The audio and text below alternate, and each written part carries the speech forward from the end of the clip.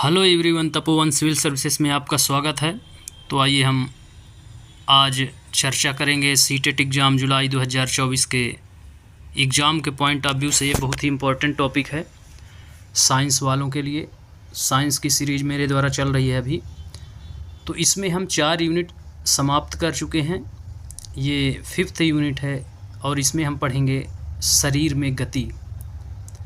तो यहाँ से लगभग 3 से 4 क्वेश्चन आपके एग्ज़ाम में पूछे जाएंगे, चाहे वो कोई सा भी एग्ज़ाम हो, किसी भी स्टेट का टेट हो या चयन परीक्षा हो। शिक्षक पात्रता परीक्षा के अलावा भी जो चयन परीक्षा होती है, मेंस जिसे कहते हैं, तो उसमें भी इससे क्वेश्चन आएंगे। इसलिए आप इसको अच्छी तरह से इसको समझ लें और फिर इसका एनालिसिस करके आप क्वेश्चन पेपर सॉल्व करें। इसमें कंटेंट एनसीईआरटी है, इसके बाहर से कुछ भी नहीं आता है, इसलिए आप इसको ज़्यादा प्रेफर करें। बाकी टेस्ट सीरीज भी मेरे द्वारा अपलोड की जा रही है, उसमें आप अपना अभ्यास करते रहें। तो इसमें जो ये टॉपिक है शरीर में गति, तो इसके अंतर्गत हम जिन जिन तथ्यों के बारे में चर्चा करेंगे और समझेंगे, तो मुख्य रूप से मनुष्य यानी कि मानव के शरीर की गतियाँ, जिसमें हम विभिन्न प्रकार की संधियाँ पढ़ेंगे।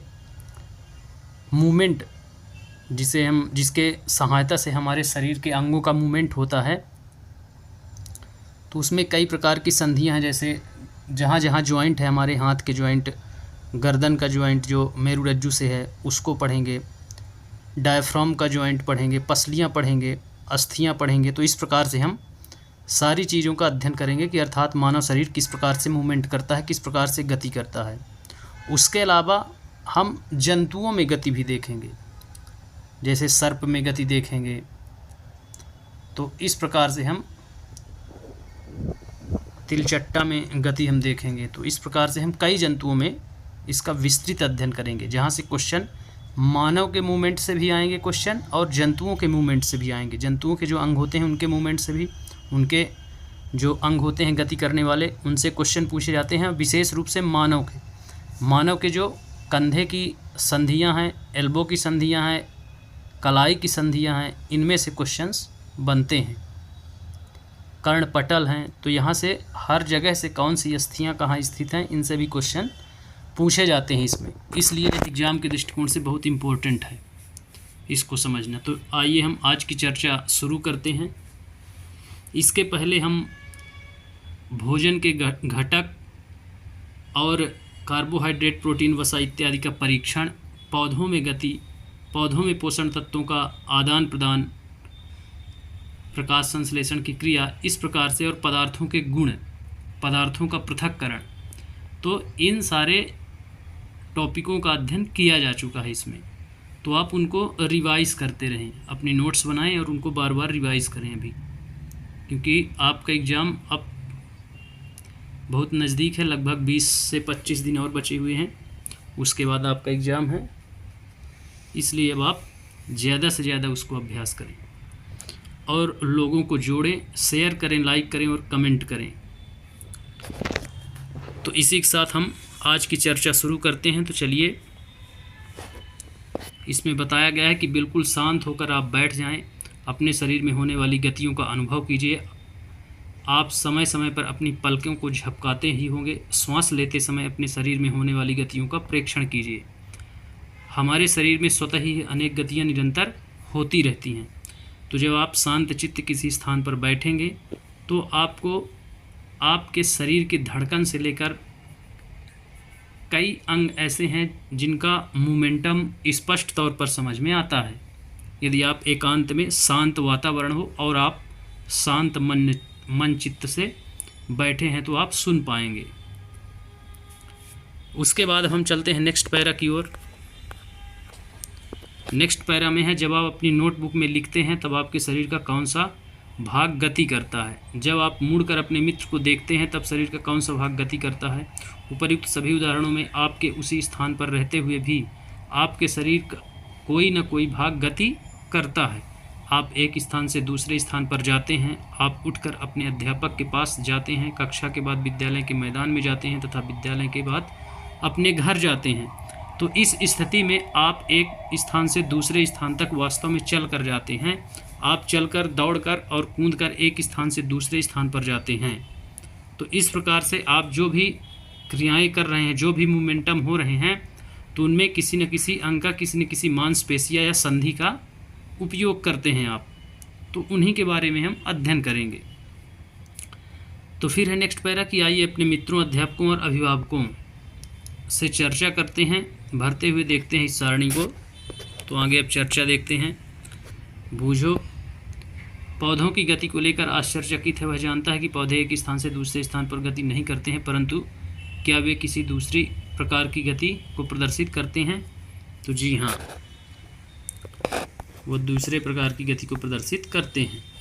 अब ये एक जंतु एक स्थान से दूसरे स्थान तक कैसे गमन करते हैं, इसमें कुछ जंतुओं के नाम दिए गए हैं, गमन में प्रयुक्त होने वाला अंग दिया गया है और जंतु कैसे गमन करते हैं तो आपको बताना है। जैसे गाय, तो ये गमन करने वाला अंग जो होता है उसका पैर होता है, चलती है। मनुष्य सेम होता है, पैर और चलता है। सांप संपूर्ण शरीर रेंग कर रेप्टाइल प्रजाति में आता है। वहीं पक्षी तो पंख का उपयोग करता है, उड़ता है। कीट भी इसी तरह है। और मछली जो होती है तो अपने उसके भी जो पंख होते हैं उनका प्रयोग करती है और एक स्थान से दूसरे स्थान तैर कर जाती है। अब हम देखते हैं नेक्स्ट पैरा। तो जंतु एक स्थान से दूसरे स्थान तक किस प्रकार गमन करते हैं। अब ये क्वेश्चन से ये पाठ स्टार्ट होता है कि जंतु एक स्थान से दूसरे स्थान पर किस प्रकार गमन करते हैं, तो उनको हम देखते हैं। तो इसमें बताया गया है जैसे चलकर, कोई चलना, टहलना, दौड़कर, उड़ना, छलांग मारना, रेंगना एवं तैरना। जंतुओं के एक स्थान से दूसरे स्थान तक जाने के कुछ ढंग हैं। जंतुओं के एक स्थान से दूसरे स्थान तक जाने के तरीकों में इतनी अधिक विविधता क्यों है? क्या कारण है कि अनेक जंतु चलते हैं जबकि सांप रेंगता है और मछली तैरती है? तो इस प्रकार से अब जो भी इसमें क्वेश्चन किए गए हैं इस पैराग्राफ में, अब इनके आंसर अगले पैराग्राफ में आपको मिलेंगे कि आखिर विविधता है जो जंतुओं में किस प्रकार से है। सारे जंतुओं के अपने गति करने के अलग अलग ढंग हैं, अलग अलग तरीके हैं, अलग अलग अंग हैं और उनका अलग अलग उपयोग है। तो इसकी चर्चा अब हम शुरू करते हैं। तो पहला है कि मानव शरीर एवं इसकी गतियाँ। तो हम पहले मानव शरीर और उसके शरीर की गतियों के बारे में देखते हैं। तो जंतु की विभिन्न गतियों पर ध्यान देने से पूर्व आइए अपने शरीर की कुछ गतियों को ध्यानपूर्वक देखें। क्या आपको विद्यालय में शारीरिक व्यायाम करते समय आनंद आता है? विद्यालय में शारीरिक व्यायाम करते समय आपके हाथ पैर किस तरह गति करते हैं? आइए हमारा शरीर जिन गतियों को करने योग्य है, हम उनमें से कुछ शारीरिक गतियों को करने का प्रयास करें। तो नेक्स्ट पैरा में ही एक काल्पनिक विकेट पर काल्पनिक गेंद फेंकने का प्रयास कीजिए। आप अपना हाथ किस प्रकार घुमाते हैं? क्या आप इसे अपने कंधे से वृत्ताकार रूप में घुमाते हैं? क्या आपका कंधा भी गति करता है? पीठ के बल लेट जाइए तथा अपने पैर को कूल्हे के चारों ओर घुमाइए।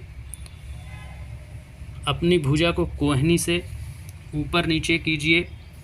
इसी प्रकार पैरों को घुटने से मोड़िए। अपने हाथों को अपने पार्श्व में सीधा तानिए। भुजा को मोड़ते हुए अंगुलियों से कंधे को छुइए। आपके अपने हाथ का कौन सा भाग मोड़ा? हाथों को सीधा तान कर नीचे की ओर झुकने का प्रयास कीजिए। क्या आप ऐसा कर पाते हैं? तो ये सारी जो क्रियाएं इसमें बताई गई हैं, जैसे आप हाथ घुमाते हैं तो लगता है जैसे कंधा वृत्ताकार आप घुमा पा रहे हैं। बॉलिंग जब करता है कोई बॉलर, उसका एग्जाम्पल इसमें दिखाया गया है।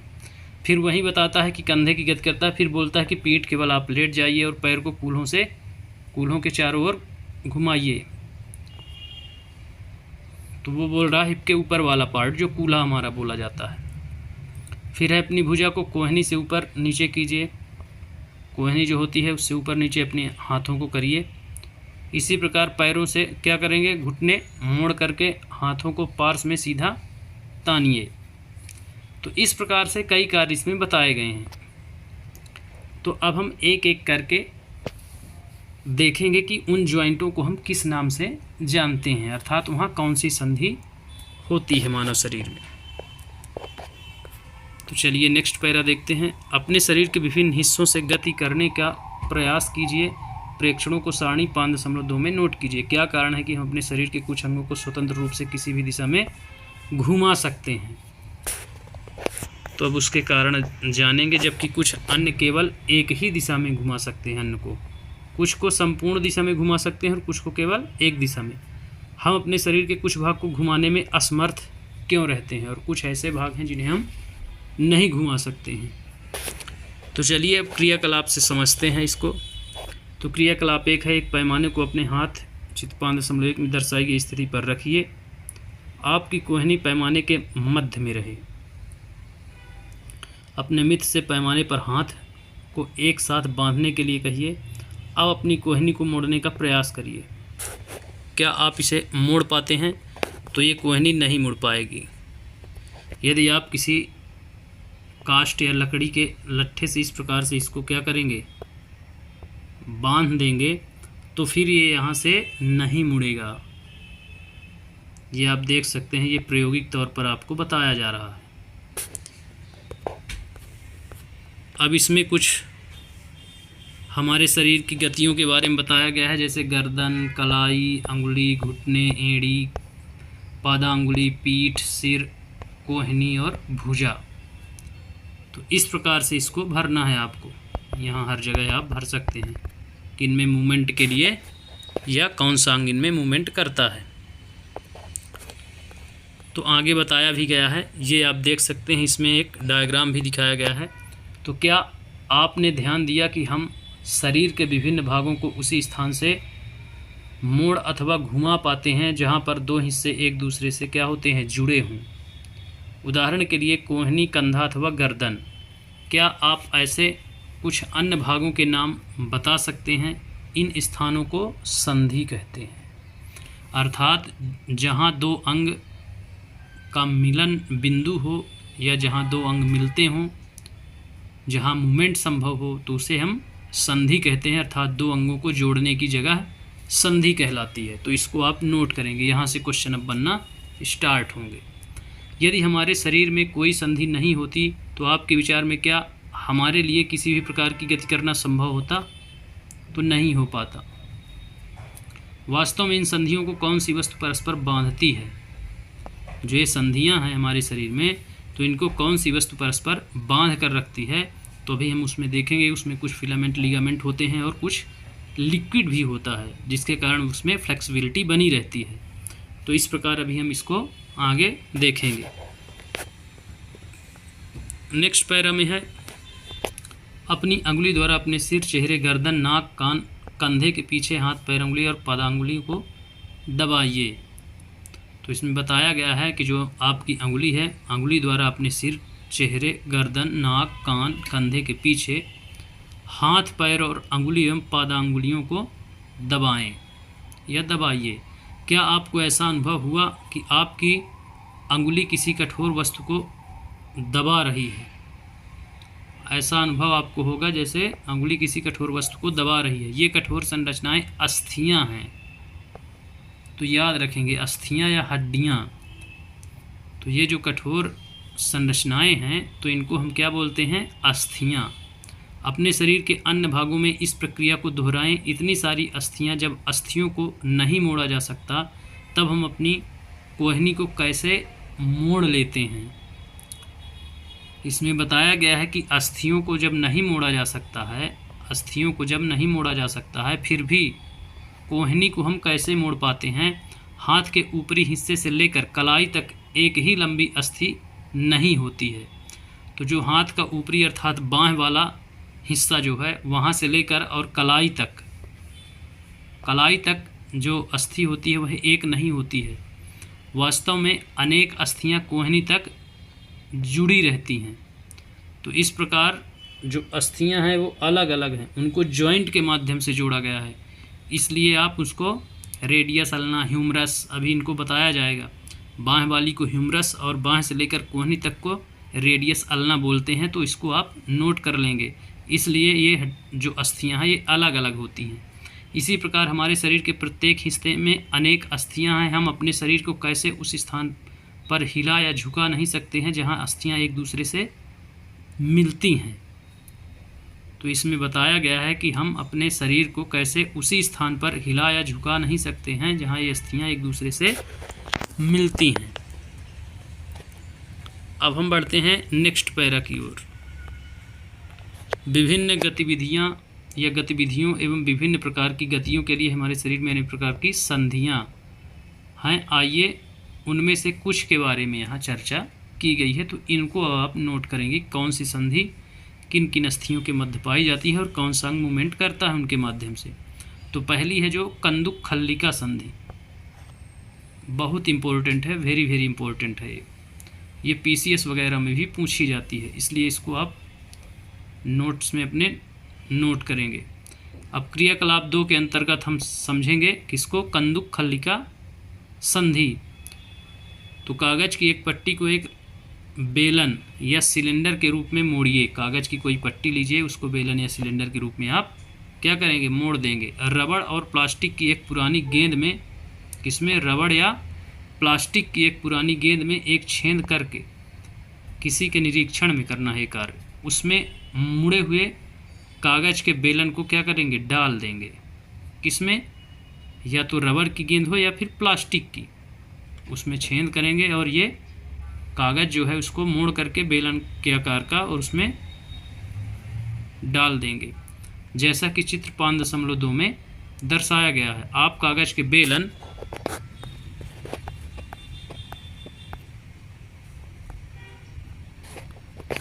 को गेंद पर भी चिपका सकते हैं। जो कागज का बेलनाकार आकृति आपने बनाई है उसको गेंद पर चिपका भी सकते हैं या फिर छेद करके उसके अंदर डाल सकते हैं।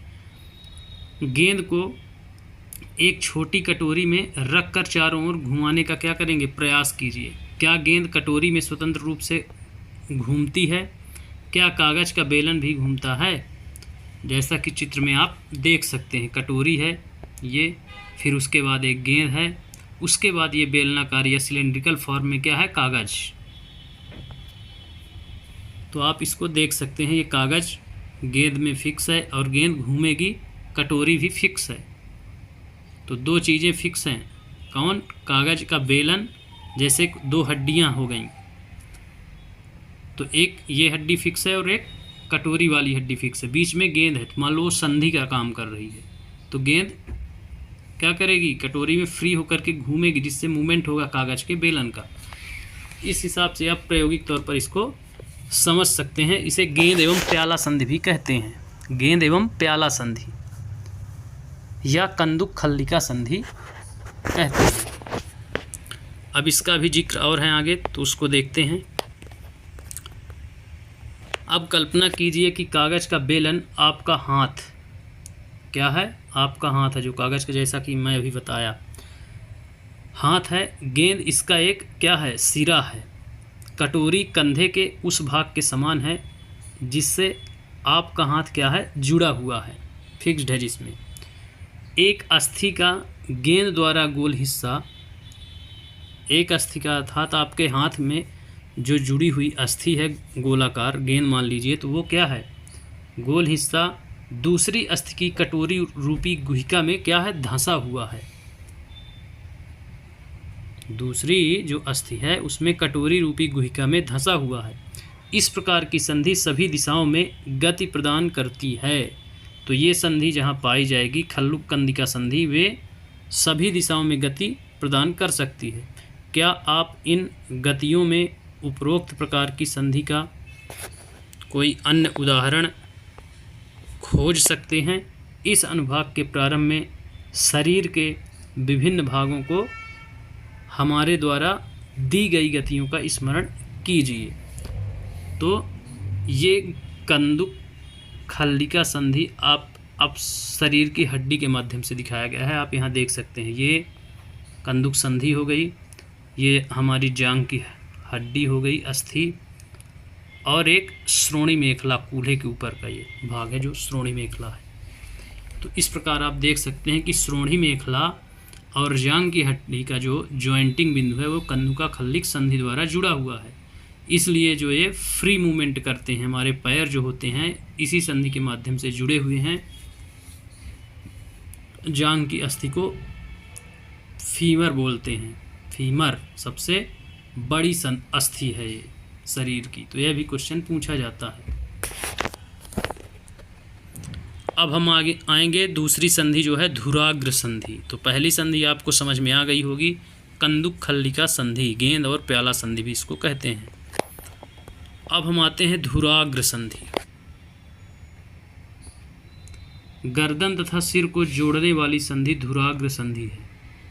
तो याद रखेंगे, ये क्वेश्चन डायरेक्ट पूछा जाता है कि गर्दन एवं सिर को जोड़ने वाली संधि को क्या कहते हैं या किस नाम से जानी जाती है। तो धुराग्र संधि के नाम से जानी जाती है। इसके द्वारा सिर को आगे पीछे दाएं बाएं घुमाया जा सकता है। इन गतियों को करने का प्रयास कीजिए। यह गति हमारे हाथ की उस गति से किस प्रकार से क्या है, भिन्न है,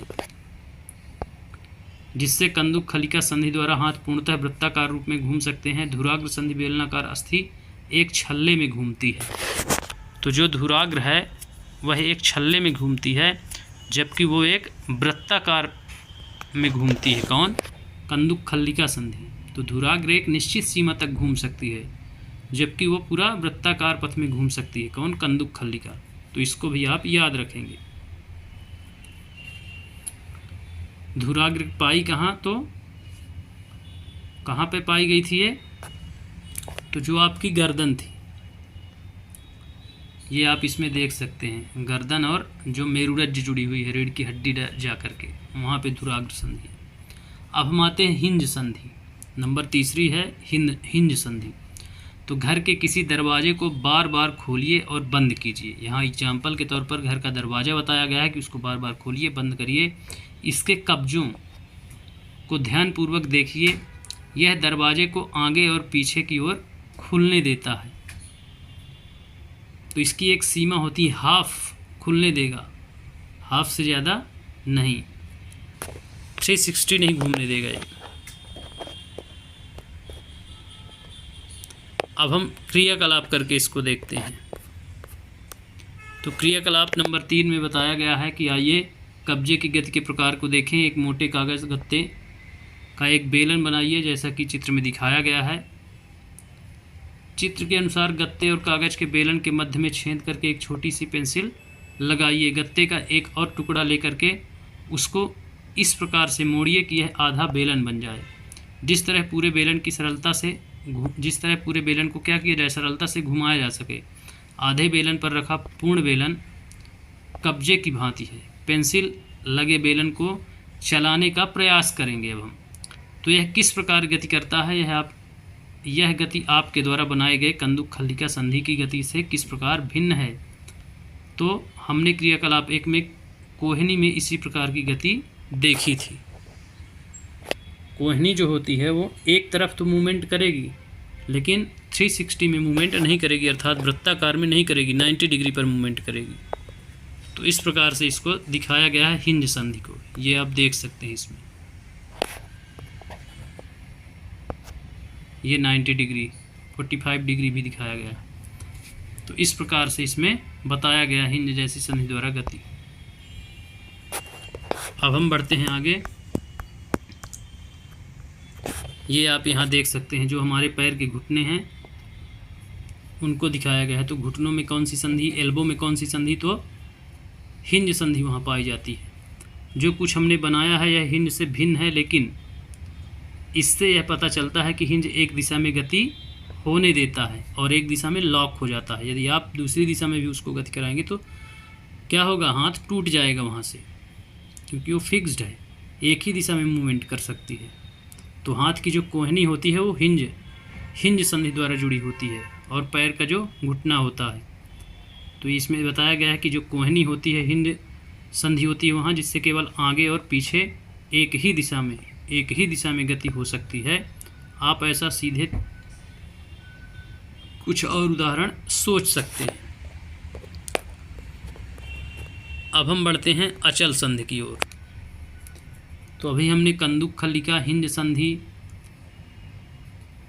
तीनों का अध्ययन कर चुके हैं। अब हम चौथी संधि पढ़ेंगे, कौन सी?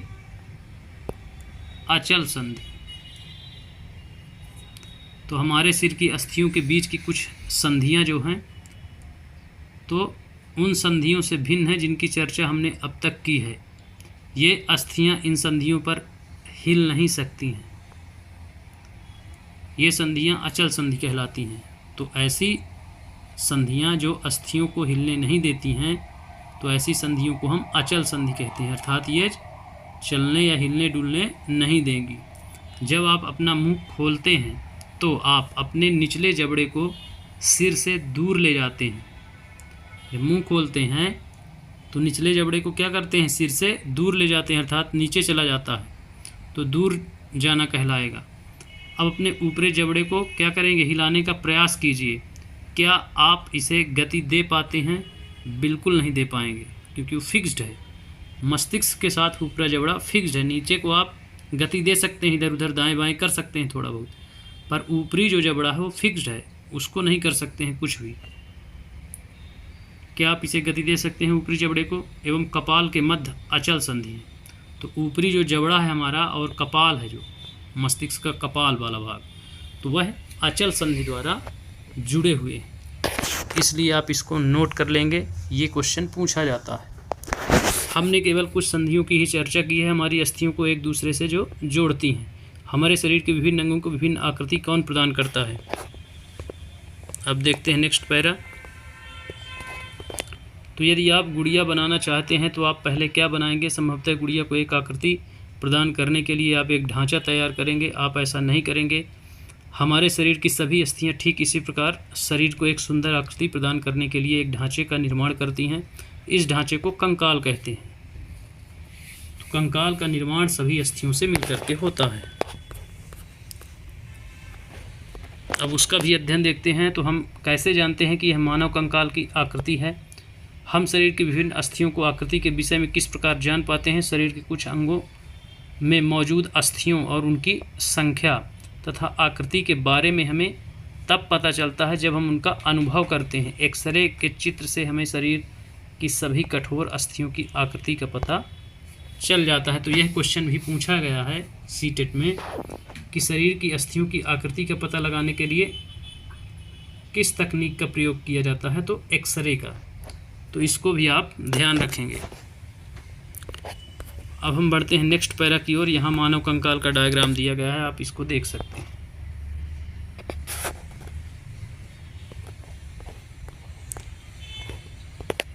क्या कभी आपका अथवा आपके परिवार के किसी सदस्य का एक्सरे हुआ है? कई बार चोट लगने से चिकित्सक एक्सरे करवाते हैं, जिससे उन्हें अस्थियों में हुई संभावित क्षति के विषय में जानकारी प्राप्त होती है। एक्सरे के चित्र से हमें शरीर की अस्थियों की आकृतियों का पता चलता है। अपने हाथ के अग्र और ऊपरी भाग तथा पैर के निचले और ऊपरी भाग की अस्थियों का अनुभव कीजिए। प्रत्येक अंग की अस्थियों की संख्या का पता लगाएं। अपने घुटने और कोहनी की अस्थियों का क्या ठीक इसी प्रकार से अनुभव करें और एक्सरे चित्र से क्या करें, इसको तुलना करें।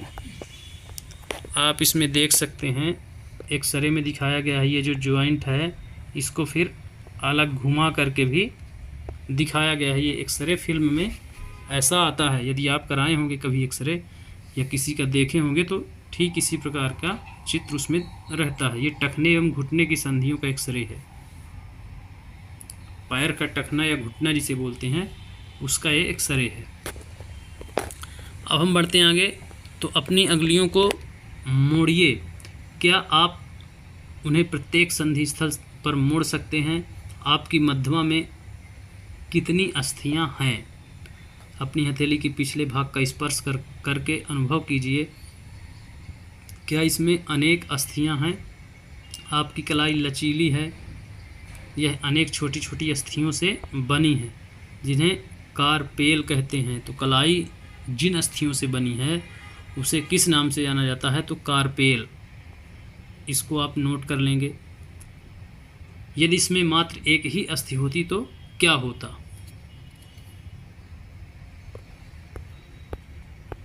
अब क्रियाकलाप में समझते हैं। तो क्रियाकलाप 4 है। गहरी सांस भरकर इसे कुछ समय तक रोके रहिए। अपने वक्ष या पीठ के हल्के से दबाकर अपनी अस्थियों का अनुभव कीजिए। कितनी पसलियां वक्ष अस्थियां जिसे कहा जाता है को आप गिन सकते हैं? गिन लीजिए। ध्यान से देखिए, वक्ष की अस्थियों की तुलना अपने उपयुक्त अनुभव से कीजिए। तो अब यहाँ वक्ष और डायफ्राम जिसे बोलते हैं उसके बारे में अब इसमें चर्चा होगी। पसलियाँ जो हमारी सीने के चारों तरफ होती हैं उनकी,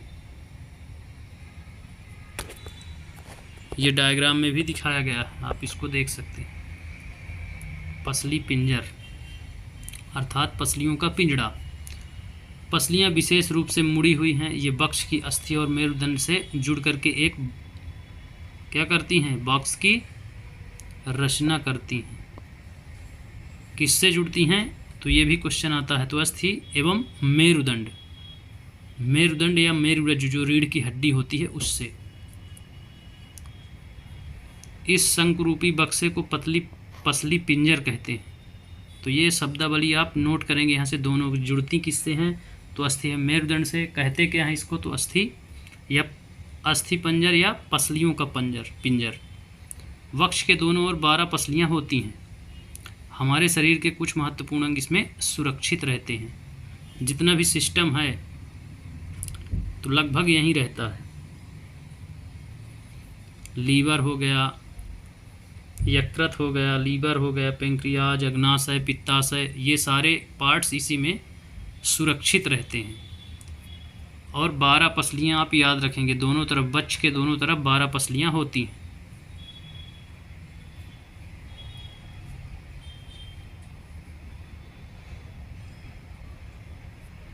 अब हम देखते हैं नेक्स्ट पैरा। तो अपने कुछ मित्रों को बिना घुटने मोड़े झुक करके अपने पांव की अंगुलियों को छूने को कहिए। क्या यह चिकनी, समतल एवं अखंड है? अपनी अंगुलियों को अपने मित्र की गर्दन से प्रारंभ करके उसकी पीठ पर नीचे की ओर लाइए। आपके द्वारा अनुभव की गई संरचना मेरुदंड या मेरुरज्जु, रीढ़ की हड्डी जिसे बोलते हैं, क्या है, मेरुदंड है। जो उसकी गर्दन के ठीक पीछे से आप हाथ अपना फिरते हुए नीचे तक लाएंगे तो उसको हम मेरुदंड बोलते हैं या रीढ़ की हड्डी बोलते हैं या मेरुरज्जु। तो इस प्रकार से यह अनेक छोटी छोटी अस्थियों से बनी हुई है, यह बना है।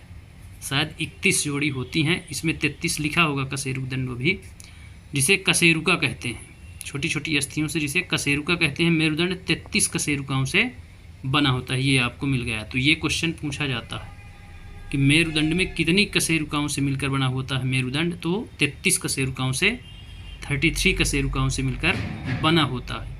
पसली पिंजर भी वक्ष क्षेत्र में इन अस्थियों से जुड़ा होता है। तो जो पसली पिंजर अभी हम ऊपर देखे थे वो इससे क्या होता है, कनेक्ट होता है, जुड़ा होता है।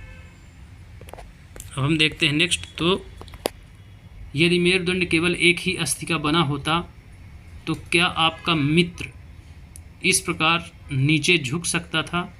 आपके मित्र को खड़े होकर हाथों में किसी प्रकार दीवार में धक्का लगाने के लिए कहिए।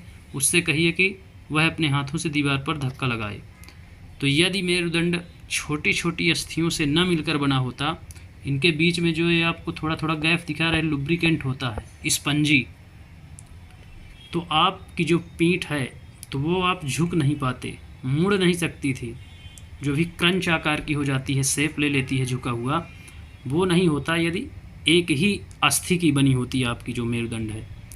इसलिए उसमें कई अस्थियां हैं, अर्थात 33 कशेरुकाओं से मिलकर बनी है। इसलिए आप क्या होते हैं, झुक पाते हैं और क्रंच दे पाते हैं अपनी पीठ को। जब आप सामने झुकते हैं या पीछे झुकते हैं तो उसका परिणाम ये है कि आपकी जो कशेरुकदंड है या मेरुदंड है वो 33 कशेरुकाओं से मिली हुई है, मिल करके बनती है। इसलिए आप मुड़ पा रहे हैं, झुक पा रहे हैं। यदि एक से बनी होती, स्ट्रेट होती, तो आप झुक नहीं सकते थे, आप डायरेक्ट सीधे खड़े रहते बस, या बैठ जाते बस। अब हम देखते हैं आगे। तो लगाने का प्रयास करें। क्या आपने कंधों के समीप 2 उभरी हुई अस्थियां दिखाई देती हैं? इन्हें कंधे की अस्थियां कहते हैं। तो शोल्डर के पास जो होती हैं वही कंधे की अस्थियां इसमें दिखाया गया है। ये अब इनको देख लेते हैं। तो ध्यानपूर्वक देखिए चित्र को।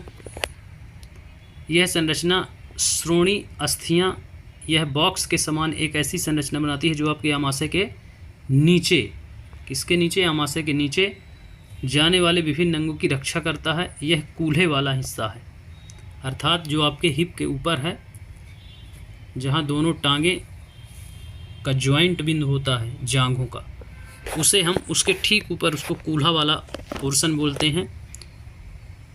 तो उसी को ये श्रोणी अस्थियां कहते हैं, विज्ञान की भाषा में श्रोणी अस्थियां, जिसके सहारे आप बैठते हैं। तो ये हुआ श्रोणी अस्थियां, मेरुदंड, मस्तिष्क या कपाल। अब हम देखते हैं अपनी खोपड़ी अनेक अस्थियों से एक दूसरे से जुड़ने से बनी है। अनेक अस्थियां जब जुड़ती हैं तब खोपड़ी का निर्माण होता है। यह हमारे शरीर के अति महत्वपूर्ण अंग मस्तिष्क के परिबद्ध करके उसकी सुरक्षा करती है। हमने अपने कंकाल की, यहाँ आप देख सकते हैं इसका डायग्राम भी दिया गया है मानव खोपड़ी का, अपने कंकाल की बहुत सी अस्थियों तथा संधियों के बारे में चर्चा की है। कंकाल की कुछ अतिरिक्त अंग भी हैं जो हड्डियों जितने कठोर नहीं होते हैं और जिन्हें मोड़ा जा सकता है, उन्हें उपास्थि। अस्थि और उपास्थि में अंतर। तो किन्हें अस्थि कहेंगे? तो अस्थियां जो होती हैं वो अत्यधिक कठोर होती हैं, लचीली नहीं होती हैं, और जो उपास्थि होती है वह लचीली होती है, जिसे मोड़ा जा सकता है। जैसे कान की हड्डी, तो इनको हम उपास्थि बोलेंगे। तो ये भी आप याद रखेंगे। अपने कान को स्पर्श कीजिए। क्या आप किसी कठोर अस्थिभाग का अनुभव करते हैं जिसे मोड़ा जा सके?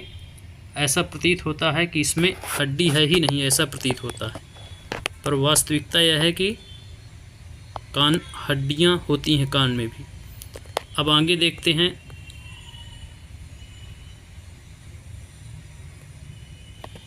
जो कान के ऊपरी वाला भाग है उसे उपास्थि और निचले भाग को कर्णपाली, ये आप देख सकते हैं जहाँ टच किया है वो, जहाँ पे जब आप कान छिदवाते हैं और पहनते हैं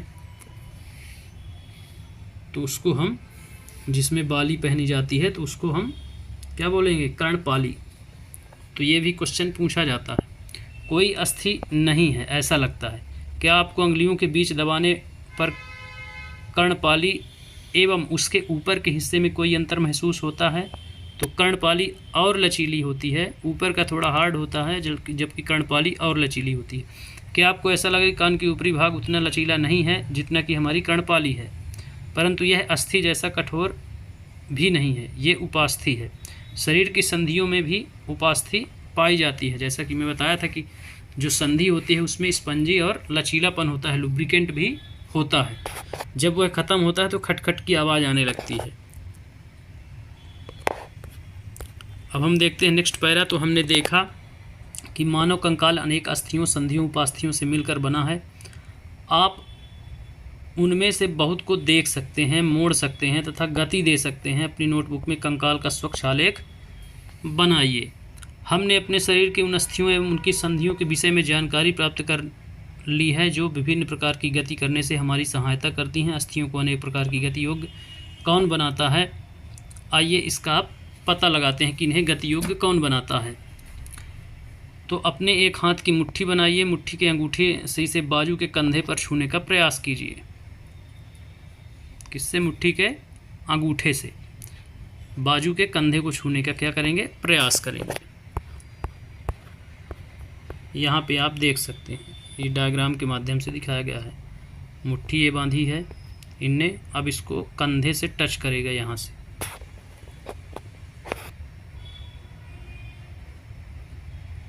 और इसमें बताया गया है कि जो अस्थि को गति होती है उसमें दो पेशियां संयुक्त रूप से कार्य करती हैं। तो क्या आप अपनी ऊपरी भुजा में कुछ परिवर्तन अनुभव करते हैं? दूसरे हाथ से इसे छू कर देखिए कि आपको कोई उभरा हुआ भाग दिखाई देता है। इसे पेशी कहते हैं। संकुचित लंबाई में कमी होने के कारण जो पेशियां हैं वो उभर जाती हैं, जिसे आप बोलते हैं कि बॉडी बन गई। तो क्या होती है? वस्तुतः वो पेशी होती है। तो जैसे ही आप सीधा रखेंगे तो उभरी हुई नहीं रहेगी, जैसे ही आप उसको मोड़ेंगे तो ऐसा लगेगा कि हमारी बॉडी फूल रही है, परंतु वास्तव में वो क्या है? पेशी है। और वो संकुचित हो गई, इसलिए उसकी लंबाई कम हो गई तो वो चौड़ाई में हो गई। अब तो उसको हम बोल देते हैं कि बॉडी बनी है। तो इस प्रकार इसको आप समझ सकते हैं कि वो पेशियाँ उभर आती हैं, तो वो पेशियाँ कहलाती हैं। अब आप अपने हाथ को पुनः सामान्य स्थिति में लाइए। पेशियों का क्या होता है, क्या यह अभी भी संकुचित अवस्था में है? तो अब यह संकुचित में नहीं है, ये फैल चुकी है। चलते समय, भागते समय आप अपने पैरों की पेशियों में भी इस प्रकार का संकुचन देख सकते हैं। एक कॉल्प्स नाम की मांसपेशी होती है, कॉल्प्स जो सबसे मजबूत भी होती है, शरीर की सबसे मजबूत जो होती है पेशी, तो वह कॉल्प्स है।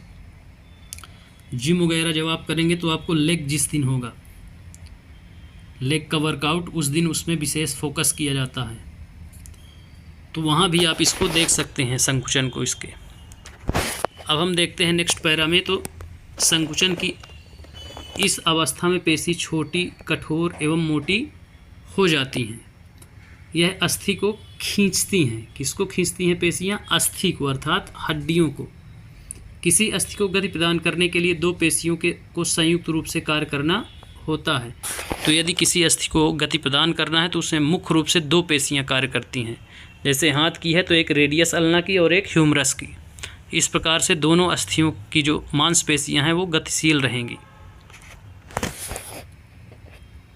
जबकि गति आप सिर्फ ह्यूमरस को दे रहे हैं, सॉरी रेडियस अल्ना को। तो इस प्रकार से मूवमेंट जो होगा तो दोनों पेशियों में होगा। जब दो पेशियों में से कोई एक सिकुड़ती है, जब दो पेशियां कार्य कर रही हैं उसमें से जब एक सिकुड़ती है तो अस्थि उस दिशा में क्या होती है, हड्डी जो उस दिशा में होती है खिंच जाती है। जैसे कोहनी जब आप रेडियस अल्ना को मोड़ेंगे तो एक संकुचित होगी लेकिन दूसरी फैलेगी, तो आप जब देखेंगे तो ये आपकी कोहनी एकदम दिखने लग जाएगी, अन्यथा वो क्या रहेगी, सामान्य अवस्था में रहेगी, खिंची हुई महसूस नहीं होगी। फिर है युगल की जो दूसरी पेशी होती है वो शिथिल, लंबाई में बढ़कर पतली हो जाती है। तो एक भाग तो क्या होगा, सिकुड़ करके अस्थि मोटी होगी, जबकि दूसरा भाग क्या होगा, शिथिल या लंबाई में बढ़ जाएगा, सिकुड़ेगा नहीं, अब ये शिथिल लंबाई में बढ़ करके पतली महसूस होगी, अवस्था में आ जाती है। अस्थि को विपरीत दिशा में गति करने के लिए अब शिथिल पेशी क्या होगी, सिकुड़ करके अस्थि को अपनी पूर्व स्थिति में खींचती है, जबकि पहली पेशी अब शिथिल हो जाती है। पेशी केवल खींच सकती है, वह धक्का नहीं दे सकती है। इस बात को आप ध्यान रखेंगे। पेशियां हमेशा लचीली होती हैं, फ्लेक्सिबिलिटी उनमें होती है, तो क्या करेगी, वो सिर्फ धक्का नहीं दे सकती है, केवल वो खींच सकती है, इधर उधर मूवमेंट कर सकती है, लेकिन वो ताकत से पुश नहीं कर सकती। अतः एक अस्थि को गति देने के लिए दो पेशियों की संयुक्त रूप से कार्य करना होता है। तो ये क्वेश्चन आता है कि किसी अस्थि को गति देने के लिए कितने पेशियों की आवश्यकता होती है, तो दो पेशियां जब संयुक्त रूप से कार्य करेंगी तब जाके एक अस्थि गतिशील होगी। तो इसको आप नोट करेंगे। अब हम बढ़ते हैं नेक्स्ट पैरा में। तो क्या गति के लिए हमेशा अस्थियों एवं पेशियों की आवश्यकता होती है? दूसरे जंतु किस प्रकार चलते हैं? क्या सभी जंतुओं में अस्थियां पाई जाती हैं? केचुए घोंघे में क्या होता है? ये कुछ जंतुओं की गतियों का भी हम अध्ययन करेंगे। तो अभी तक हमने मानव की गतियों का अध्ययन किया, अब हम जंतुओं की गतियों का अध्ययन करेंगे, जिसमें हम विभिन्न प्रकार की संधियाँ, विभिन्न प्रकार के अंगों का संचलन, पेशी और अस्थियाँ, इनके बारे में हमने डिटेल से अध्ययन किया। और विशेष रूप से इसमें से जहाँ से क्वेश्चन आते हैं तो वो मुख्य रूप से आएंगे आपकी संधियों से, इसलिए उनको ध्यान रखेंगे। अब हम जंतुओं में गति देखेंगे, ये जंतुओं की चाल। तो फर्स्ट में हम देखेंगे केचुआ को। तो चलिए केचुए का अध्ययन करते हैं। तो बगीचे में चलते हुए केचुए का निरीक्षण कीजिए। पकड़ करके एक स्याही खोक फिल्टर पेपर में रखिए, इसकी गति का प्रेक्षण कीजिए। इसके पश्चात केचुए को एक कांच की पट्टी टुकड़े टाइल अथवा किसी चिकनी सतह पर रखिए। पहले आप ज़मीन पर इसके गति का प्रेक्षण करिए, फिर एक चिकनी सतह पर इसको रखिए, या तो कांच के टुकड़े पर रखिए या फिर टाइल्स जो होती है घर में लगती है उस पर, चिकनी सतह पर रखिए। क्या इसकी गति का, अब इसकी गति का क्या करेंगे, प्रेक्षण फिर से करिए। क्या यह गति पेपर पर केचुए की गति से भिन्न है? ऊपर की दो सतहों में से किस पर केचुआ आसानी से चल सकता है? तो जो एक खुरदुरी सतह है उसमें आसानी से चलेगा, लेकिन चिकनी सतह में क्या होगा, आसानी से नहीं चल पाएगा, उसकी गति अत्यंत धीमी बढ़ जाएगी। इसमें आप केचुए की गति का अवलोकन कर सकते हैं। 1 2 3 इस प्रकार से दिखाया गया है इसमें। फिर है केचुए का शरीर एक सिरे से दूसरे से सटा करके रखे गए अनेक छल्लों से बना प्रतीत होता है। किससे? अनेक छल्लों से, अर्थात रिंग आकार का। केचुए के शरीर में अस्थियां नहीं होती हैं, तो इसको भी याद करेंगे। निम्नलिखित में से किस जंतु के शरीर में अस्थियां नहीं होती हैं? तो केचुए के शरीर में अस्थियां नहीं होती हैं, परंतु इसमें पेशियां होती हैं।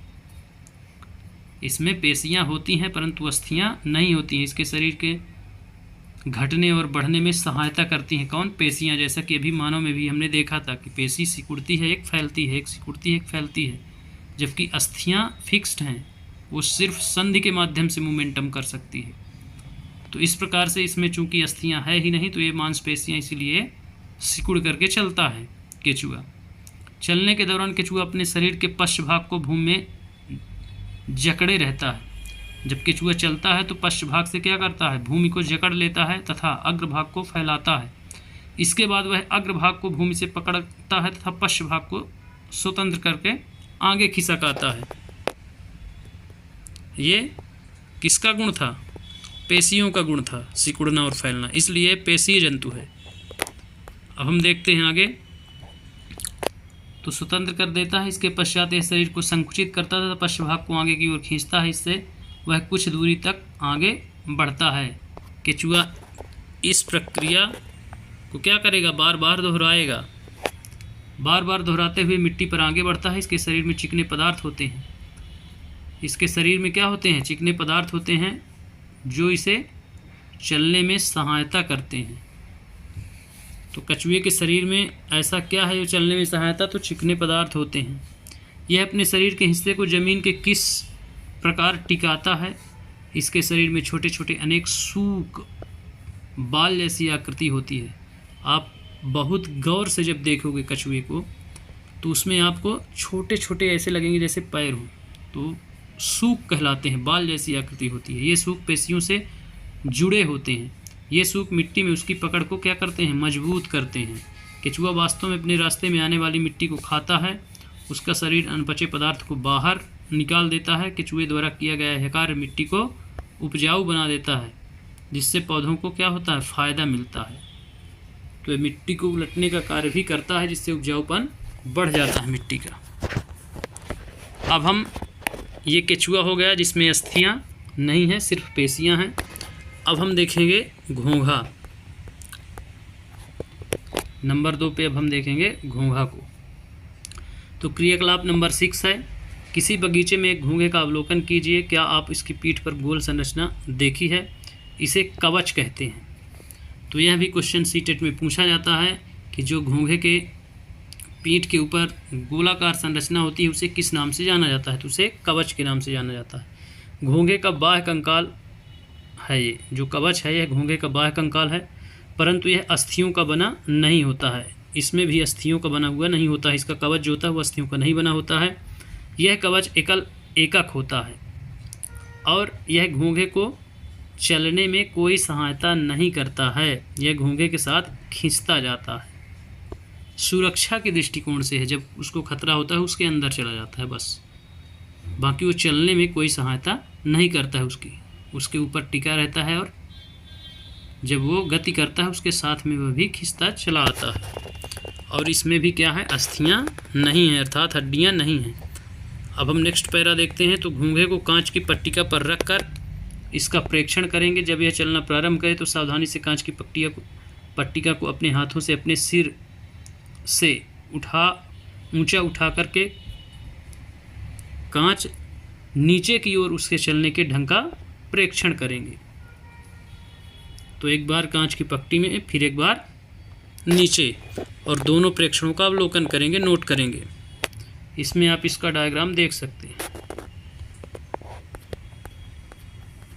फिर है कवच का छेद खुलने पर आपने उससे एक मोटी मांसल संरचना एवं सिर बाहर आते देखा होगा। मोटी संरचना इसका पाद या पैर है। तो इसको भी नोट कर लेंगे कि जो इसकी मोटी संरचना होती है उसके पैर कहलाते हैं, जो दृढ़ पेशियों का बना होता है। अस्थियों का नहीं, पेशियों का बना होता है। जैसे केचुआ पेशियों का बना था, इसी प्रकार जो इसके पैर होते हैं वे पेशियों के बने होते हैं, अस्थियों के नहीं। अब सावधानीपूर्वक कांच की प्लेट को एक और थोड़ा झुकाएंगे हम, फिर पाद को लहरदार गति दिखाई देती है। क्या घोंघे की गति केचुए की गति से तीव्र है अथवा धीमी है, तो इसका अवलोकन करेंगे। तो इस प्रकार इसमें भी क्या है, पेशियां हैं, अस्थियां नहीं हैं। तो केचुआ और घोंघा दोनों में अस्थियां नहीं थी, सिर्फ पेशियां हैं। अब हम आते हैं नंबर 3, तिलचट्टा। केचुआ और घोंघा के बाद हम तिलचट्टा को देखते हैं। तो किसी काकरोच या तिलचट्टे का प्रेक्षण कीजिए, ये तो आपको घरों में भी मिल जाएगा। तिलचट्टा जमीन पर चलता है, दीवार पर चढ़ता है, वायु में उड़ता भी है। इसे 3 जोड़ी पैर होते हैं। कितने? 3 जोड़ी अर्थात 6 जोड़ी में पैर होते हैं। 3 जोड़े पैर होते हैं जो चलने में सहायता करते हैं। इसका शरीर कठोर बाह्य कंकाल द्वारा ढका होता है।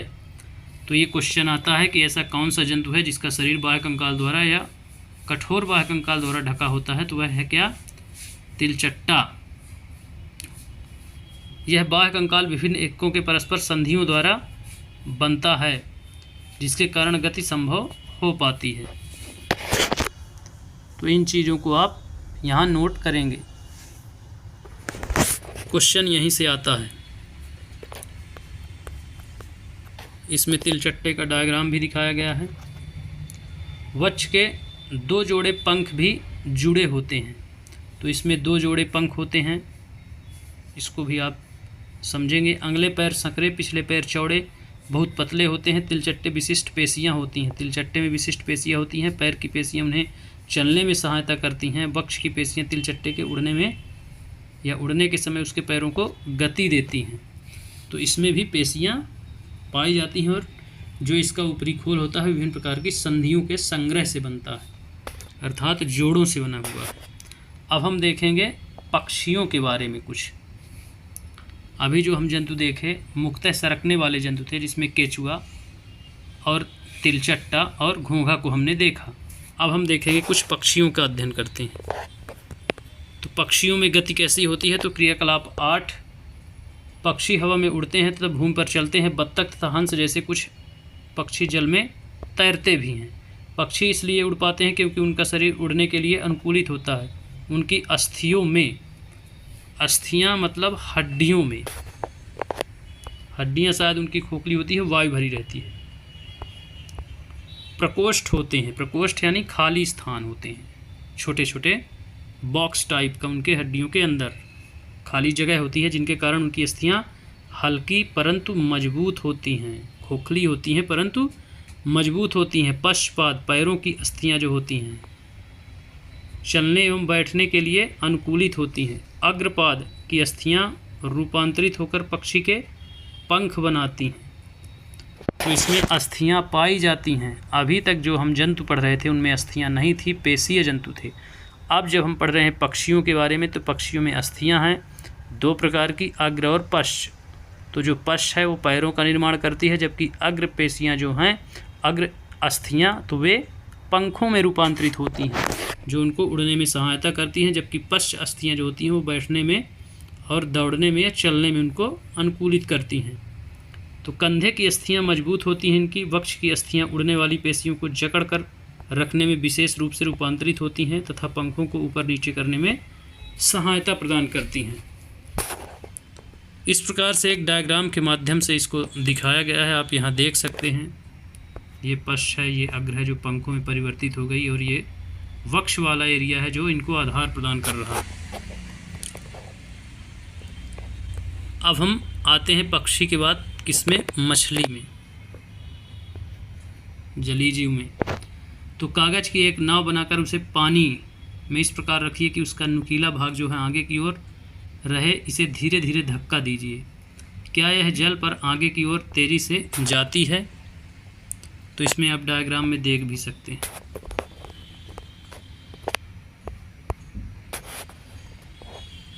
ये बचपन जिसका ठीक ठाक गुजरा होगा गांव में, वो ज़रूर ये कार्य किया होगा, उसको पता होगा।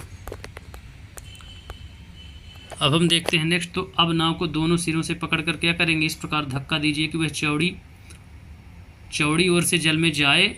क्या इस प्रकार नाव जल में सरलता से चल सकती है? क्या आपने ध्यान दिया कि नाव की आकृति काफ़ी सीमा तक क्या है, मछली जैसी है। मछली का सिर एवं पूँछ उसके मध्य भाग की अपेक्षा क्या होते हैं, पतला एवं नुकीला होता है। शरीर की ऐसी आकृति को धारा रेखीय कहलाती है। तो ये क्वेश्चन आता है कि धारा रेखीय आकृति किन जंतुओं में पाई जाती है, स्थलीय, जलीय, उभयचर, जलचर। तो इस प्रकार जलचर में या जलीय जीव में पाई जाती है धारा रेखीय आकृति। अब हम बढ़ते हैं नेक्स्ट पैरा की ओर। तो इसकी विशेष आकृति के कारण जल इधर उधर क्या होता है, बहकर निकल जाता है। मछली जल में सरलता से तैर सकती है। मछली का कंकाल दृढ़ पेशियों से ढका रहता है। तैरने की प्रक्रिया में शरीर का अग्रभाग मुड़ जाता है तथा पूंछ विपरीत दिशा में जाती है। जैसे अग्रभाग यदि लेफ्ट में उड़ता है तो जो पूंछ वाला भाग है वो राइट में जाएगा, ठीक विपरीत दिशा में जाएगा। फिर है मछली के अनुसार जो चित्र में दिखाया गया है, शरीर को मोड़ती है तो इससे तीव्रता से उसकी पूंछ दूसरी दिशा में मुड़ जाती है। जैसे कि आप बस में यात्रा कर रहे हैं तो जब टर्निंग आता है तो यदि दाएं की तरफ कोई गाड़ी मुड़ रही है तो आपका शरीर बाएं की तरफ जाएगा बैलेंस बनाने के लिए, और यदि बाएं की तरफ मुड़ रही है तो आप दाएं की तरफ झुकेंगे। ठीक इसी तरह मछली यदि लेफ्ट की तरफ जा रही है तो राइट की तरफ उसकी पूंछ जाएगी, और यदि मछली का अग्रभाग राइट की तरफ जा रहा है तो पूंछ लेफ्ट साइड जाएगी, ताकि बैलेंस बना रहे उसका और तैरने में सहूलियत रहे। इससे एक झटका सा लगता है, जैसा कि आपको यात्रा में भी लगेगा झटका। मछली आगे की ओर चलती जाती है। इस प्रकार से क्रमिक ताल में मछली आगे की ओर तैरती रहती है।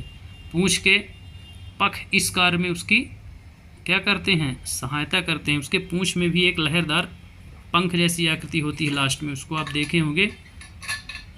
वो तैरने में पतवार की तरह कार्य करती है, अर्थात हेल्प करती है।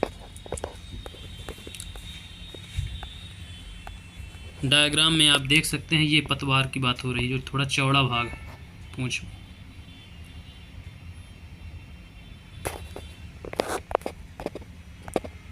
मछली के शरीर पर और भी पख होते हैं जो तैरते समय जल में क्या होते हैं, संतुलन बनाए रखने में एक दिशा निर्धारण की सहायता करते हैं। क्या आपने कभी ध्यान दिया कि गोताखोर अपने पैरों में इन पंखों की तरह के विशेष अरित्र या फ्लिपर पहनते हैं, जो उन्हें जल में तैरने में क्या करते हैं, सहायता करते हैं, गति से तैरने में सहायता करते हैं। गोताखोर जो होते हैं तो आप देखे होंगे समुद्रों में, तो पैरों में उसको पहन लेते हैं, किसको, फ्लिपर को, और काफ़ी गहराई तक ऑक्सीजन सिलेंडर लेकर चले जाते हैं और स्पीड भी अच्छी होती है। तो इस प्रकार आप उसको देख सकते हैं। वो जो फ्लिपर का निर्माण हुआ हो इन जंतुओं को देखकर ही हुआ है। अब हम आते हैं सर्प कैसे चलते हैं। सर्प कैसे चलते हैं उस पर हम चर्चा करेंगे। तो क्या आपने सांप को फिसलते हुए आगे बढ़ते हुए देखा है? क्या यह सीधा चलता है? सर्प मेरुदंड लंबा होता है, जो सर्प का मेरुदंड होता है लंबा होता है। शरीर की पेशियां क्षीण एवं असंख्य होती हैं। क्षीण यानी कमज़ोर होती हैं। पेशियां जो होती हैं इसमें तो क्या होती हैं, क्षीण और असंख्य होती हैं। जबकि इसका मेरुदंड लंबा होता है। वे परस्पर जुड़ी होती हैं, चाहे वे दूर ही क्यों ना हो। जो इसमें पेशी होती हैं, शंख होती हैं, वे परस्पर क्या होती हैं, एक दूसरे से जुड़ी होती हैं, भले दूर दूर हो। पेशियां मेरुदंड, पसलियां एवं त्वचा को भी एक दूसरे से क्या करती हैं, जोड़ती हैं। तो जो पेशियां होती हैं वो मेरुदंड को, पसलियों को एवं त्वचा को भी क्या करती हैं, एक दूसरे से जोड़ कर रखती हैं। सर्प का शरीर अनेक वलय में मुड़ा होता है। इसी प्रकार सर्प का प्रत्येक वलय उसे आगे की ओर धकेलता है, अर्थात वलय यानी रिंग आकार का बना होता है। इस प्रकार इसका शरीर अनेक वलय बनाता है और प्रत्येक वलय आगे को क्या करता है, धक्का देता है। इस कारण सर्प चल पाता है। बहुत तेज गति से क्या होता है, आगे की ओर चलता है, परंतु सरल रेखा में नहीं चलता है। सरल रेखा में अर्थात सीधी रेखा में सर्प कभी नहीं चलता है, बल खाता हुआ लहराता हुआ ही चलेगा। तो हमने विभिन्न जंतुओं को गति प्रदान करने वाली अस्थियों और पेशियों के विषय में जानकारी प्राप्त की। पहली एवं बूझों के पिटारे में विभिन्न जंतुओं की गतियों से संबंधित अनेक प्रश्न हैं। इसी प्रकार आपके मस्तिष्क में अनेक प्रश्न उभर रहे होंगे। प्रसिद्ध ग्रीक दार्शनिक अरस्तु अपनी पुस्तक गेट ऑफ एनिमल्स में स्वयं अपने आप से ऐसे अनेक प्रश्न पूछते थे। विभिन्न जंतुओं के शरीर विभिन्न भाग क्यों होते हैं? तो ऐसा इनकी पुस्तक भी आप याद रखेंगे, गेट ऑफ एनिमल्स, अरस्तु की पुस्तक थी ये। और ये कहाँ के वैज्ञानिक थे? तो ग्रीक या यूनान दार्शनिक थे। यह विशेष अंग उन जंतुओं की विशेष गति में विभिन्न प्रकार से सहायक होते हैं। विभिन्न जंतुओं के शारीरिक आगे में क्या समानताएं हैं? अंगों में विभिन्नताएं हैं या समानताएं हैं? विभिन्न जंतुओं को चलने के लिए कितने अंगों की आवश्यकता होती है? मनुष्य के 2 पैर, गाय भैंस के 4 पैर क्यों होते हैं? बहुत से जंतु समपादी अर्थात जिनके पैर समान होते हैं क्यों होते हैं? हमारे पैरों के मुड़ने का ढंग हमारे हाथों की तुलना में अलग क्यों है? इतने अधिक प्रश्न संभवतः अपने क्रियाकलापों द्वारा हमने कुछ प्रश्नों का उत्तर प्राप्त करने का प्रयास किया है। हमें कुछ और प्रश्नों के उत्तर खोजने हैं। तो संभवतः जो स्तर कक्षा 6 के स्टूडेंटों का है उस हिसाब से इसमें बताया गया है। तो उस हिसाब से जो इसमें बताया गया है वह उनके लिए बहुत है, लेकिन बच्चों की एक जिज्ञासा होती है कि आखिर ये घटनाएं घट क्यों रही हैं, जानने की तीव्र इच्छा होती है। इसलिए इसका और डिटेल आपको आगे की कक्षाओं में मिलेगा। अब इसमें बेहतर जीवन के लिए योग, तो यहाँ से क्वेश्चन आता है कि योग जो है प्राचीन भारतीय परंपरा का अमूल्य उपहार है या धरोहर है। 21 जून को अंतर्राष्ट्रीय योग दिवस मनाया जाता है, ये क्वेश्चन आता है। तो ये कोट्स में भी बहुत सारे क्वेश्चन छिपे रहते हैं, तो 21 जून को आप याद रखेंगे। अभी होगा इस महीने में। योग व्यक्ति को स्वस्थ रखता है, मेरुदंड को सीधा रखने में मदद करता है, जिससे आप सीधे बैठते हैं, झुककर नहीं बैठते हैं। योग की कई मुद्राएं होती हैं जिससे आप स्वयं को वजन उठाते हैं, जिससे अस्थियां मजबूत होती हैं। ऑस्टियोपोरोसिस से बचाती हैं, मतलब ऑस्टियोपोरोसिस हड्डियों का कमज़ोर होना, जिससे जोड़ों में दर्द कम करती हैं। अधिकतर बुजुर्ग लोग में देखा जाता है, इससे शरीर की सभी मांसपेशियां सक्रिय हो जाती हैं। हृदय भी स्वस्थ रहता है, जिससे वह अधिक दक्षता से कार्य करता है। कुछ योग आसन ऐसे हैं जिनसे प्रशिक्षित व्यक्ति को देख रेख में किया जाना चाहिए। तो कुछ योग ऐसे होते हैं जो प्रशिक्षित व्यक्तियों के अर्थात जो मास्टर हैं उनके देख रेख में ही करना चाहिए। अब इसमें कुछ शब्दावलियाँ प्रयुक्त हुई थी। मेरुदंड, कंदुक खल्लिका संधि, सूक क्या है, उपास्थि, गुहिका, अचल संधि, जंतुओं की चाल, हिंज संधि, धारा रेखीय, कंकाल, कंधे की अस्थियाँ, पसली पिंजर, धुराग्र संधि, श्रोणी अस्थियाँ, बाह्य कंकाल और पेशी। तो इनका ये जितनी शब्दावलियाँ हैं सब आप 2-2 लाइन पे आप इनका आंसर लिख सकते हैं, इसीलिए लास्ट में शब्दावलियाँ दी जाती हैं। अब इस पाठ का सारांश हमने क्या क्या पढ़ा अभी तक, तो उसको देख लेते हैं एक नज़र में। यहाँ से डायरेक्ट ये पाठ का सारांश है, डायरेक्ट क्वेश्चन, तो सारांश जरूर आप लोग पढ़ें। अस्थि एवं उपास्थि मानव कंकाल बनाते हैं, शरीर का पिंजर बनाता है, यह शरीर का पिंजर बनाता है, इससे एक आकृति भी देता है। कंकाल चलने में सहायक और आंतरिक अंगों की सुरक्षा प्रदान करता है। तो ये कंकाल से रिलेटेड पहला पॉइंट था। फिर हम मानव कंकाल खोपड़ी, मेरुदंड, पसलियों और वक्ष की अस्थियां, कंधे और श्रोणी मेखला तथा हाथ पांव की अस्थियों से बनता है, अर्थात संपूर्ण शरीर की जो अस्थियां होती हैं मिलकर के मानव कंकाल का निर्माण करती हैं। तीसरा है पेशियों को जोड़े के एकांतर क्रम में सिकुड़ने और फैलने से अस्थियां क्या होती हैं, गति करती हैं। तो पेशियों के सिकुड़ने और फैलने से ही अस्थियां गतिशील होती हैं। अस्थियों की संधि अनेक प्रकार की होती है, उस संधि की प्रकृति एवं गति पर दिशा निर्भर करती है कि वह संधि किस प्रकार की है। पक्षियों में दृढ़ पेशियां एवं हल्की अस्थियां मिल करके उसे उड़ने में सहायता करती हैं। ये पंखों को फड़फड़ा कर उड़ते हैं। तो ये उड़ने वाले पक्षियों की खासियत है कि इनमें दृढ़ पेशियां पाई जाएंगी, मजबूत पेशी, और जो अस्थियां हैं अर्थात हड्डियां हैं वो हल्की होंगी, वजनी नहीं होगी, इसलिए उनके अंदर वक्ष होंगे, कोष्ठ बने होंगे, हवा भरी हुई कोष्ठ भरे होंगे, खाली जगह होगी। फिर है मछली शरीर के दोनों ओर एकांतर क्रम में वलय बना करके जल में तैरती है। सर्प अपने शरीर के दोनों ओर एकांतर क्रम में वलय बनाते हुए भूमि पर वलयाकार गति से करता हुआ आगे की ओर फिसलता है। रेप्टाइल जंतु है। बहुत सारी अस्थियां जो होती हैं उससे जुड़ी हुई पेशियां शरीर के आगे की ओर धक्का देती हैं। फिर नेक्स्ट देखते हैं तो तिलचट्टे का शरीर जो होता है, पैर कठोर आवरण के ढके होते हैं, बाह्य कंकाल बनाता है, वक्ष की पेशियां 3 जोड़े पैर होते हैं, उसमें 2 जोड़ी पंखों से जुड़ी होती हैं, तिलचट्टे चलने में उड़ने में सहायता करते हैं। और केचुए की बात करें तो केचुए में गत शरीर की पेशियों के बारी बारी से विस्तरण और संकुचन से होता है। शरीर की अधः सतह सूख केचुए के भूमि पर पकड़ बनाने में सहायता करते हैं। फिर एक घोंघा जो है पेशीय पाद की सहायता से चलता है। तो केचुए और घोंघा दोनों और तिलचट्टे ये पेशी हैं, इनमें अस्थियाँ नहीं पाई जाती हैं, तो इसको आप याद रखेंगे। इस प्रकार से यह चर्चा यहीं पे समाप्त होती है। तो इसमें हम विभिन्न प्रकार के जंतु, मानव एवं मानव की गतियाँ एवं जंतु की गतियाँ, अस्थियाँ, मानव कंकाल इत्यादि के बारे में हमने विस्तृत चर्चा की। तो उम्मीद है कि इससे आपको स्पष्ट हो गया होगा कि मानव के शरीर में गतियाँ किस प्रकार होती हैं, मानव शरीर में संधियाँ किस प्रकार पाई जाती हैं, किस संधि को किस नाम से जाना जाता है, कौन सी संधि कौन से अंगों को जोड़ने का कार्य करती है, पेशी क्या है, अस्थियाँ क्या हैं। इसी प्रकार से जंतुओं में भी किन जंतुओं में सिर्फ पेशी पाई जाती है, किन जंतुओं में अस्थियाँ और पेशियाँ दोनों पाई जाती हैं, कौन रेप्टाइल है अर्थात सरकने वाले जीव हैं, कौन चलने वाले जीव हैं, कौन तैरने वाले जीव हैं। इस प्रकार से इत्यादि के एग्जाम्पल हमने इसमें देखे और उनकी चर्चा की गई। इसी के साथ धन्यवाद। कल फिर होगी मुलाकात।